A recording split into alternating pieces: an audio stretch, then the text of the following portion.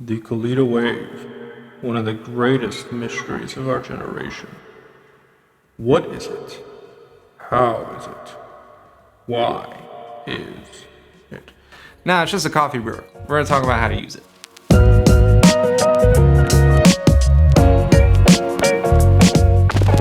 Hello, my name is Stephen Holm. I'm with Homegrounds. Today we are talking about the Kalita Wave. The Kalita Wave is a pour-over coffee brewer. It makes really delicious coffee. It's one of my favorite pour-overs. I've used it at home and in cafes for years, and they just make a really delicious cup of coffee. Now it comes in two different sizes. We have the 155 and then the 185. The 155 is meant to brew 1 cup. The 185 is meant to brew 2 to 3, but you can also brew 1 cup with it. The Kalita comes in a few different materials. We have glass, stainless steel. They also make a ceramic version, a very expensive copper one.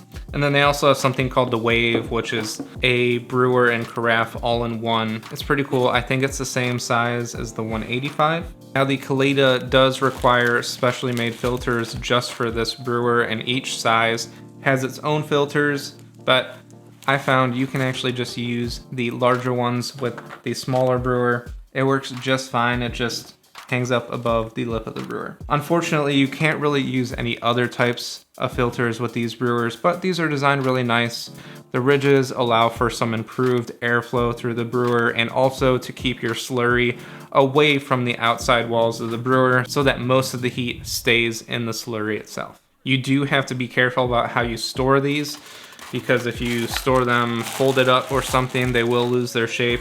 You want to keep the shape relatively well before you use them. The Wave is unique in that it has a flat bottom filter versus a cone bottom filter like the Hario V60. And then it also has these 3 small holes here at the bottom versus just 1 large opening. Those holes were designed by Kalita in order to restrict water flow, which promotes a flat bed of coffee at the end of your brew, which in turn equals a more even extraction of coffee, which means a better cup. So now that we have done an overview of the brewer, let's go through the steps you need to take to brew a cup of coffee with it. Okay, I've gathered everything I need to brew a cup of coffee with the Kalita Wave. I'll be using the 185 as an example, just with a typical 25 grams of coffee to 400 grams of water ratio. And to start off with, we're using our water that is preheated to 200 degrees Fahrenheit or about 93 degrees Celsius. We are going to pre-rinse the filter. This is going to get rid of any papery taste from the Kalita Wave filters and preheat everything. These filters are pretty thin and don't really have much of a papery taste, but even just to preheat everything, I think it's worth it. Once we empty that out, we have ground 25 grams of coffee on a medium coarse setting. Be sure to shake to settle your grounds. Start with a nice flat bed. So to start off, we're going to pour water for our bloom, which is a degassing process. It's going to get rid of the carbon dioxide that was in the coffee from the roasting process. I usually like to start with about 3 times the weight of the amount of coffee I'm using with the water. So that means 75 grams of water is going to go in, and I'm going to start my timer at the same time. Make sure to try and saturate all of the coffee evenly here.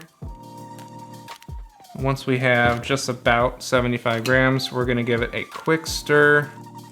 Once again, just making sure that we are getting all of the coffee wet.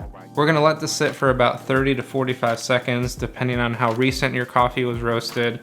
If it was just roasted, there's going to be a lot of gas in there that you want to escape. You're going to have a longer bloom time, versus if it's older, less bloom time. Now we are going to pour. We're going to pour this in stages. So we are going to pour about 75 grams of coffee, so up to the 150 gram mark total. And we're going to let that sit for about 10 seconds. This is a method called pulse pouring, where we pour amounts of coffee at a time and let it sit, versus just pouring all of the water at once. Pulse pouring is going to draw out your total brew time a little bit. It's really nice for a brewer like the Kalita Wave that requires a bit of a coarser grind. Now we're up to 300 grams, and we'll do our last 100 grams all in one pour. It is okay to pour water all the way to the edges. You want to make sure that you're getting all of the coffee grounds on the edge of the filter there. Now after I'm done pouring, I'm going to give a quick little spin of the brewer. It's going to help get all of the coffee grounds on the sides and hopefully end up with a relatively flat bed of grounds at the end. So that ran pretty much right up until 4 minutes overall. It's a pretty good starting time. If I were to taste this and it tasted overdeveloped, so really strong and bitter, I would grind coarser so that the time would go a little bit faster and extract less out of the coffee. If I tasted this and it was under extracted, really weak and sour tasting, I would grind finer so that it would take a little bit longer and extract more out of the coffee. And that is pretty much everything you need to know to get started to make coffee with the Kalita Wave. If you have any questions, please leave them in the comments down below. We also have a few different articles on the Wave on our website that I can link to in the description. And that is all for today.